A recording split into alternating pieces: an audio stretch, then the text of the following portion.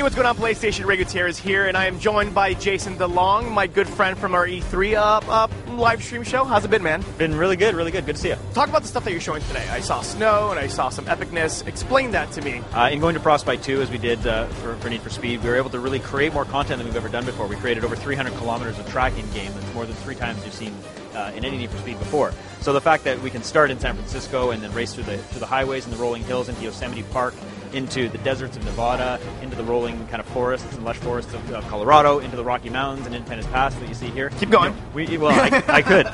We really want to sell this idea, this epic journey across the country, and it was really important to us. All right, let's rewind a little bit. You said cross country, talk about that technically. Did you guys just hack and troll Google Maps, or did you guys actually sit in a wagon and just take photos across the country? It was a bit of both, really. I mean, what we wanted to do was to have the most iconic and interesting drive across the country. We couldn't, unfortunately, if we had maybe a few more years, we could have created the entire United States. But we had to be fairly specific about quite the sandbox game. Yeah, exactly.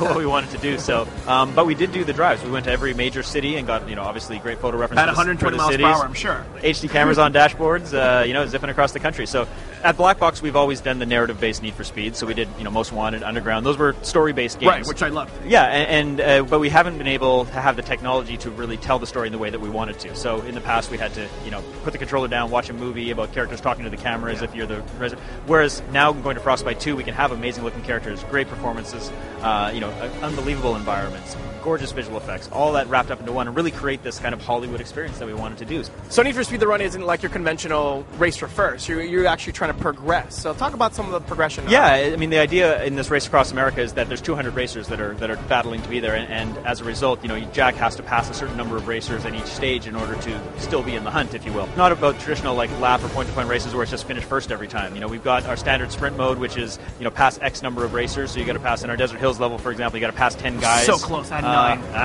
9. Try again. And then we also have other modes where in the story Jack is set back or something, so he has to actually make up some time. So we have just traditional arcade-style checkpoint races through the flags, like that kind of thing. We also have cop pursuits, because you're going to have the cops obviously not really being fans of this illicit race.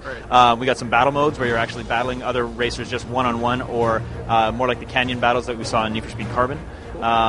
We got survival levels like avoid an avalanche. So we've got a wide variety of gameplay. And I think my favorite part about these big action movies is always the music. And I think just playing and having the avalanche come towards me and having this very Brian Taylor-esque kind of soundtrack is pretty baller. It's not just Brian Taylor-esque. It's actually Brian Taylor. Yes!